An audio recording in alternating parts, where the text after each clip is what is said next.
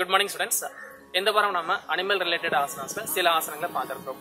அதாவது cow face pose, tortoise pose, tiger stretch pose போன்ற ஆசனங்களை பார்க்க இருக்கிறோம்.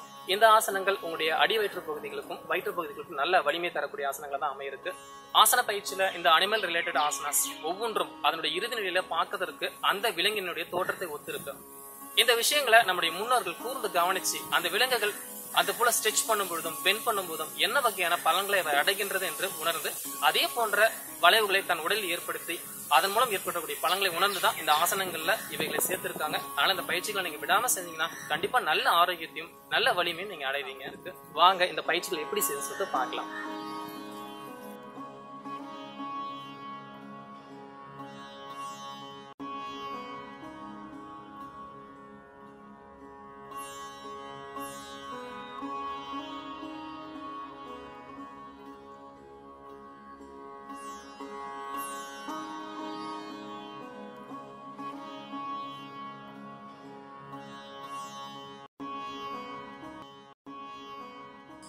ஸ்டூடெண்ட்ஸ், நம்முடைய வானாலை அதிகரிக்கக்கூடிய, நம்முடைய செரிமான மண்டலத்தை வலிமை அடைய செய்யக்கூடிய, உடல் மற்றும் மனதின் மீது நன்கு கட்டுப்பாட்டை உருவாக்கக்கூடிய ஒரு ஆசனமாக விளங்குகின்ற டாடாய்ஸ் போஸ் என்று அழைக்கக்கூடிய ஆமையினுடைய தோற்றத்தை ஒத்த ஒரு ஆசனத்தை தான் நாம இப்ப பார்க்க இருக்கிறோம். இந்த ஆசனத்தை நீங்க தொடர்ச்சியாக செய்வதனால உங்களுக்கு ஆரோக்கியமான வயிற்றுப்பகுதி மற்றும் இடுப்பு பகுதிகள் கிடைப்பது உறுதி. முதல்ல நீங்க கால்களை நீட்டிய நிலையில ஆழ்ந்த சுவாசத்தை 3 to 5 முறை நீங்க எடுத்து உடலை ரிலாக்ஸ் பண்ணுங்க. பின்பு நிதானமாக உங்களுடைய 2 கால்களையும் மடித்து உள்ளங்கால்கள் ஒன்றோடு ஒன்று இணைந்தபடி, தட் மீன்ஸ் சிட்டிங் பட்டர்ஃப்ளை போஸ்டருக்கு நீங்க வந்துடலாம்.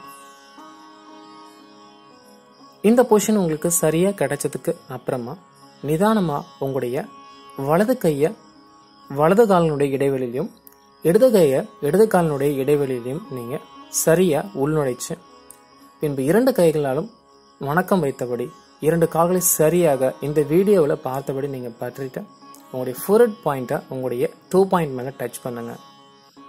இந்த பொசிஷன்ல உங்களுக்கு ஸ்டமக் கம்ப்ரெஷன் நல்லா ஜென்ரேட் ஆகுறத உங்களால உணர முடியும். இந்த பொசிஷனை 10 to 15 seconds வரைக்கும் நீங்க நார்மல் பிரீத்திங்ல ஹோல்ட் பண்ணதுக்கு அப்புறமா நிதானமா ஒவ்வொரு கைகளா ரிலீஸ் பண்ணி கால்களை நிதானமா நீட்டி சிட் அண்ட் ரிலாக்ஸேஷன் பொசிஷன்ல நீங்க ஆழ்ந்த சுவாசத்தை 5 to 10 முறை நீங்க எடுத்து விடலாம். வயிறு மற்றும் உங்களுடைய தோள்பட்டை கழுத்து பகுதியில் இருக்கக்கூடிய இறுக்கமும் அழுத்தமும் நீங்கினதுக்கு அப்புறமா இதே ஆசனத்தை 2 அல்லது 3 முறை நீங்க முயற்சி செய்யலாம்.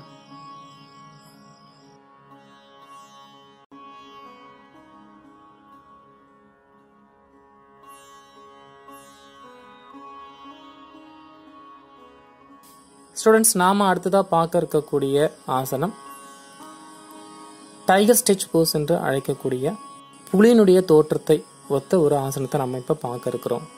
இந்த ஆசனம் குறிப்பா உங்களுடைய அடிமுதுகு மற்றும் தொடை பகுதியில நல்ல நெகிழ்வுத்தன்மையையும் வலிமையும் அளிக்கக்கூடியதா இருக்கு. வாங்க இந்த ஆசனத்தை எப்படி செய்யறதுன்னு சொல்லிட்டு பார்க்கலாம்.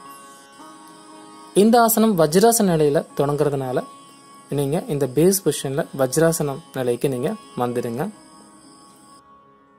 ஆழ்ந்த சுவாசம் 2 to 3 முறை நீங்க எடுத்து விட்டதுக்கு அப்புறமா நிதானமா மூச்சு எடுத்துக்கிட்டே நீங்க நீல் டவுன் பொசிஷனுக்கு வந்துடுங்க. பின்பு கைகளை தோள்பட்டை அளவுக்கு உயர்த்தி ஜட் போஸ்க்கு வந்துடுங்க. பின்பு நிதானமா 2 கைகளையும் தேவையான அளவுக்கு இடைவெளி விட்டு கேட் போஸ் பொசிஷனுக்கு நீங்க வந்துடலாம். இந்த நேரத்துல உங்களுடைய 2 கால் முட்டிகளுக்கும் 2 கைகளுக்கும் இடையே தோள்பட்டை அளவு இடைவெளி நிச்சயம் நிர்வகிக்கப்படணும். இது ரொம்ப முக்கியமான ஒன்று.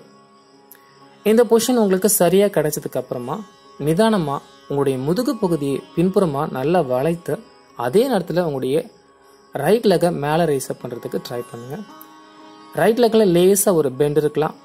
முடிச்ச அளவுக்கு தலையை விட்டு மேல்புறமாக உங்களுடைய கால் விரல்கள் மற்றும் பாதம் இருக்கும்படி நீங்க பாத்துக்கோங்க. மேல்புறம் பார்க்கறதுக்கு நல்லா முயற்சி செய்தபடியும் உங்களுடைய முதுகு பகுதி நன்கு வளைந்தபடியும் கால்கள் உயர்த்தபடியும் பார்க்கறதுக்கு ஒரு புலியினுடைய தோற்றத்தை ஒத்த தன்மையில இருக்கக்கூடிய இந்த ஆசனத்துல நீங்க 10 to 15 seconds வரைக்கும் நீங்க இருக்கலாம்.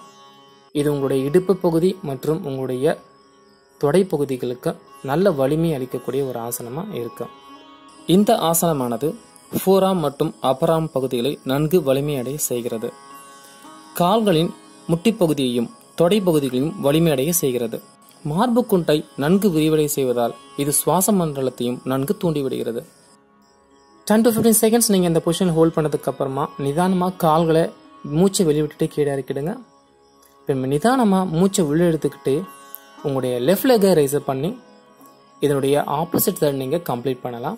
ரைட் சைடில் நீங்கள் எவ்வளோ செகண்ட்ஸ் ஹோல்ட் பண்ணுறீங்களோ அதே அளவு செகண்ட்ஸை நீங்கள் லெஃப்ட் சைடு லெக்கையும் யூஸ் பண்ணி பண்ணணும். இந்த ஆசனம் நீங்கள் செய்யும் பொழுது கண்டிப்பாக உங்களுடைய கழுத்து பகுதியிலும் லேசான வலி இருக்கும். அதிகப்படியாக மேல்புறம் பார்ப்பதற்கு ட்ரை பண்ண வேணாம். ஓரளவுக்கு நீங்கள் சாதாரணமாக மேல்புறம் பார்க்கறதுக்கு முயற்சி செய்ய போதும். உங்களுடைய ஃபிசிக்கல் அவேர்னஸை உங்களுடைய மிடில் பேக் ரீஜன்லையும் தை ரீஜன்லையும் எப்பயுமே வச்சுட்டுருங்க. 10 to 15 செகண்ட்ஸ் இந்த பொசிஷனில் ஹோல்ட் பண்ணதுக்கு அப்புறமா மூச்சை வெளிவிட்டுட்டு லெக் டவுன் பண்ணுங்க. கொஞ்சம் நிதானமாக வஜ்ராசன நிலைக்கு நீங்கள் வந்துடுங்க.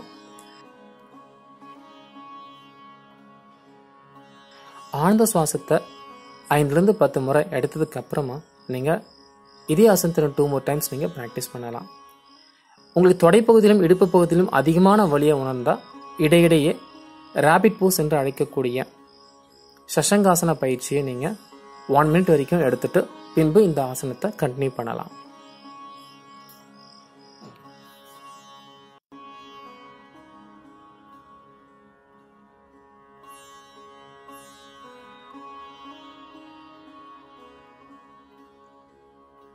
ஸ்டூடெண்ட்ஸ், நாம அடுத்ததா பார்க்க இருக்கக்கூடிய ஆசனம் த பர்ஃபெக்ட் கோமுகாசனம் என்று அழைக்கக்கூடிய கோமுகாசனம்.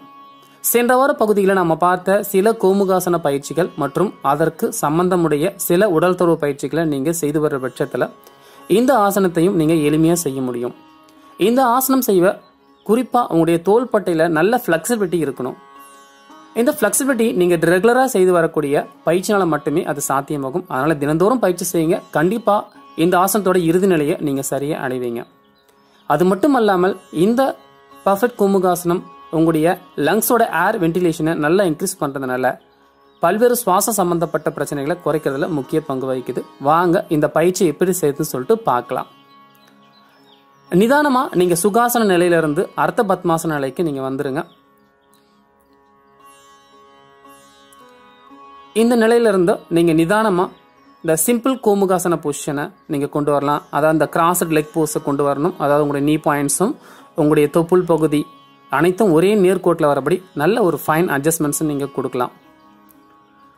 இந்த பொசிஷன் உங்களுக்கு கரெக்டாக கிடைச்சதுக்கு அப்புறமா ஸ்லோவா உங்களுடைய ரைட் ஹேண்டை மூச்சு உள்ள எடுத்துக்கிட்டே உயர்த்துங்க. பின் நிதானமா ரைட் ஹேண்டை பெண்ட் பண்ணுங்க.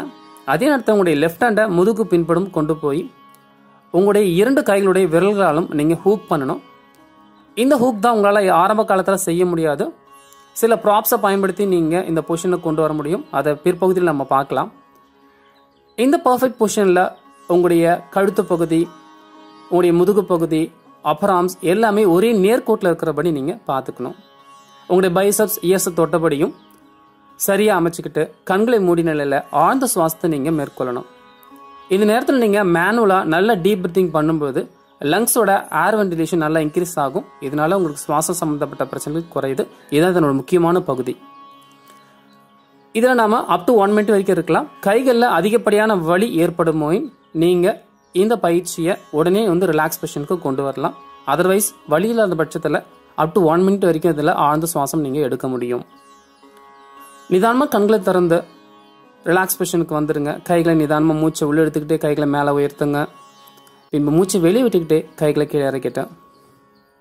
கால்களை ரிலீஸ் பண்ணி சுகாசன நிலைக்கோ அல்லது அர்த்த பத்மாசன நிலைக்கோ நீங்கள் வந்துட்டு ஆழ்ந்த சுவாசத்தை 5 to 10 முறை எடுங்க. தோள்பட்ட கழுத்து பகுதியில் வலி போனதுக்கப்புறமா இதே ஆசனத்தை கால்களை மாற்றி கைகளையும் மாற்றி நீங்கள் மேற்கொள்ளலாம். என்ன ஸ்டூடெண்ட்ஸ், இந்த tiger stretch pose, tortoise pose மற்றும் கவ் ஃபேஸ் போஸ் போன்ற ஆசனங்களை பார்த்தீங்களா? இவைகள் சரியா உங்களுடைய நுரையீரல் வயிற்று பகுதியில் நன்கு தூண்டி நல்ல வலிமை செய்யும். குறிப்பா நீங்க இதில் பார்க்க இருக்கக்கூடிய டைகர் ஸ்டிச் போஸ் உங்களுடைய இடுப்பு பகுதியில் நல்ல வலிமை செய்யக்கூடிய ஒரு ஆசனமாக தான் அமையுது. அதனால இந்த பயிற்சிகளை விடாம செய்யுங்க. நல்ல உடல் மற்றும் மன ஆரோக்கியத்தை அடைங்க. நன்றி, வணக்கம்.